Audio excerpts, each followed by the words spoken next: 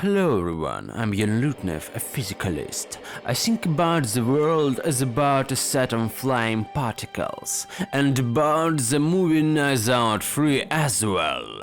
You click to hear an unusual review, so you will get it.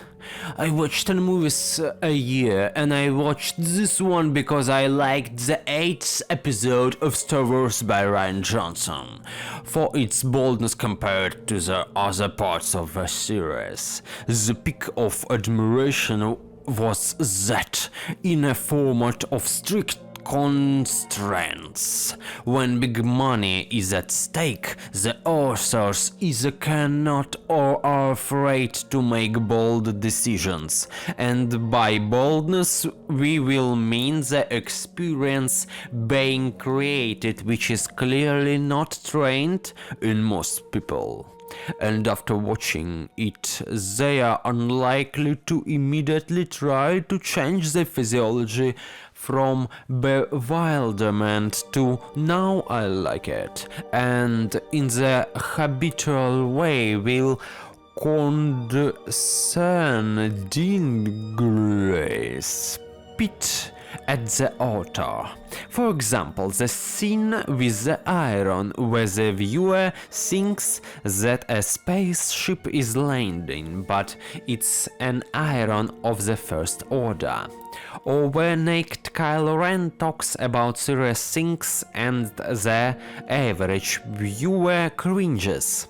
A standard unbold director will imagine that most viewers are not trained to get pleasure from this and will immediately cut it out.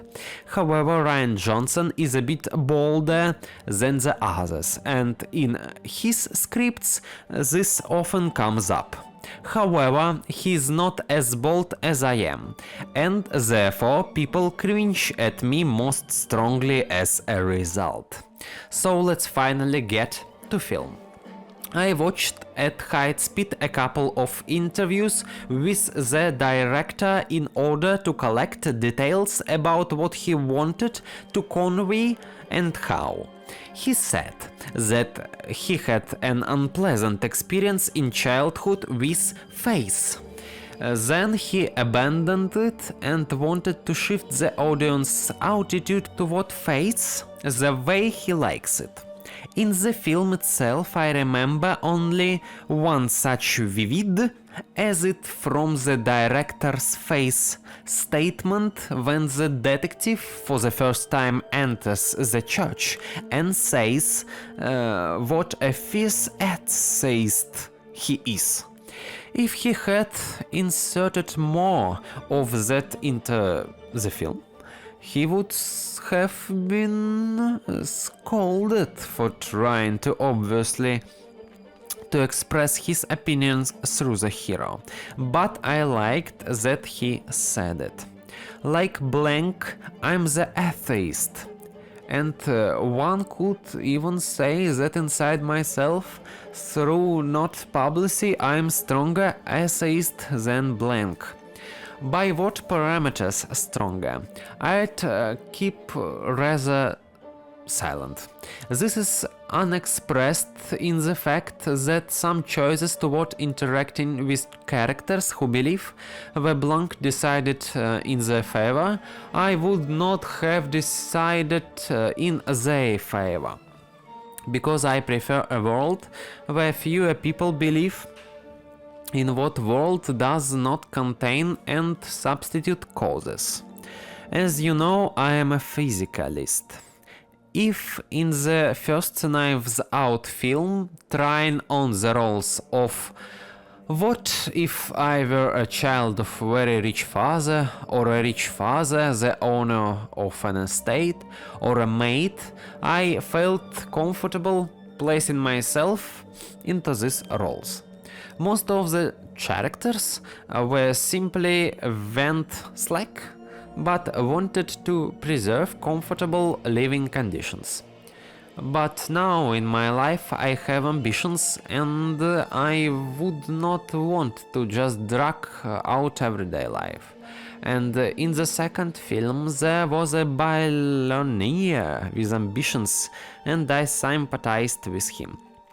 In addition, all the heroes had career ambitions, and with the exception of some stupidity in part of the characters of the second part, in those places where precision of beliefs and planning for the sake of preserving the result were maintained, I enjoyed observing it. In the third part, however, all the characters, except for a very secondary policeman, did not evoke administration in me, but I immediately switched into the mode. It's a pity, of course, but oh well. Not everyone has to be admired after all. Because here we have a religious community of outspoken losers and people who have precision of beliefs about the physical world below average.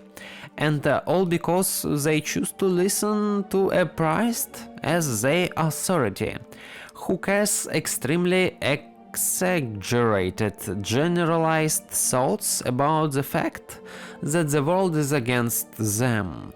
Also, if you dig into details, everything will fall apart, still based on a very distorted picture of the world with God. The heroes conduct stupid rituals which waste their lifetime if God not exist. They create absolutely idiotic emotional problems for themselves in a world where God does not exist. They listen to a fool constantly talks about God who does not exist, and each of them could have achieved their goals faster if they had simply not wasted time on this crap in church, and the writer would write some more content that is in demand, not the kind he likes. The lawyer could not waste time on foster child if she did not want to, and she spent it only because she thinks that God will punish her if she does not spend it. The politician could start making acquaintances with atheists and also not waste time on the community, and maybe would still become famous. And the doctor could simply fix his health so as not to be forever in the withdrawal syndrome from the substances secreted in his body, which improve his well-being when his wife is nearby. In fact, the doctor himself ruined his health, and the reason for everything is insufficient physicalism in the models. As a result, we have a company of losers and the main lucky one, the detective, who, as we know, also has health problems. In the second part of Glass Onion film, we saw that cases are source of another stimulation for him with substances in the brain. When they are not there, he tries to surround himself with superstimuli. Sitting in the bus, the particles of water push his body, and friends in his ears pushing too. And the game tried to make his body generate a little more dopamine, otherwise he will have pain. Ryan Johnson could have made the detective healthier. I often encountered a tendency that for some reason detectives are made sick and with messed up receptors. I don't know why. I will assume that is in order to plausibly explain their zeal and suicidal strategies. Because if they were cautions, the plot would not work and it would not be so believable. As a result, Benoit gets involved for apparently little money in a dangerous case where many have a reason to kill him. We have a locked room detective mystery that intrigued me very much, and I constantly paused to think over alternative hypotheses. And I did not guess who the murderer was, although there was a meta-assumption purely because of the two other films, but the solution did not spoil the impression because it was too obvious. The main hero, the priest Judd, is a psychiatrist on a very minimum settings, who has no medical education and no modeling of the world through matter. As a result, he calms people, stupid in the precision of beliefs just like himself, with the most common words, which are intended to shift association in the moment, but not to change habits in the long run. And the hope for improvement will be not at the expense if you push in particles somewhere, but that a magical character will sort everything out so that you won't have to push anything. In one of the scenes of the film, instead of hanging up, the priest apparently talks for several hours with the woman, who at the moment does nothing but stimulate her receptors sitting with the headphones on, through she could have done something more useful. But since the priest goes along with it, then in the way he himself is not averse to avoiding unpleasant experience by doing other things. I respected the malicious priest somewhat more because he lied about having masturbated, although he himself could not, for the sake of driving people away from the church in order to close it. I always like when a character overcomes pain in order to be proactive toward the goal. But the priest was still a religious fanatic, so it is not possible to fully sympathize from me. As a result, the church itself and the adjacent territory, when trying on that I would be there, would be perceived as hell, and I would not want to be there for a single second. If I were Benoit, I would befriend the policeman, quickly solve the crime, and get out of this as fast as possible. In principle, Benoit almost did that, but it could have been sped up. Although for the film, probably it would be inappropriate. Next come spoilers for the second half of the film. I wait 5 seconds. The murder happens because the malicious priest wanted to steal a bunch of money, and the fanatical believer decided to stop him by no other means than by killing him in a perverted way. Although she could have simply killed him and dumped the body into the river and nobody would have found it. They would have decided that he went missing. She could not resist and decided to stage a fantastic idiotic drama about resurrection, which would expose her so much that she would die herself from shame. Also, all she needed to do was stop wanting to stimulate her receptors with a desired performance and simply kill him. And that's it. As a result, she not have been caught, nobody else would have been killed, and the money would not have been stolen, and the goal would have been achieved, since she killed him anyway. Not to mention that this thing could have been resolved without killing the priest at all. If the priest had come to the tomb, seen that there was no diamond here, he would have become angry, gotten drunk, but would have continued to spot his crap there, and the church would naturally have collapsed within a week because he would have quarreled with everyone, and there would be no parishioners anymore. The woman had enough money to possibly, even with unpriced means, overnight break through the tomb and take everything from there. Or at worst, hire a bulldozer at night for all the money. Of course, Ryan Johnson inserted the plot move that the detective sacrifices his reputation in order to ease for the 10 minutes of the suffering of the old granny phaser. I really did not like it, purely on account of how strong the essayist Blank was. And what a big gift to face he ultimately made with that move.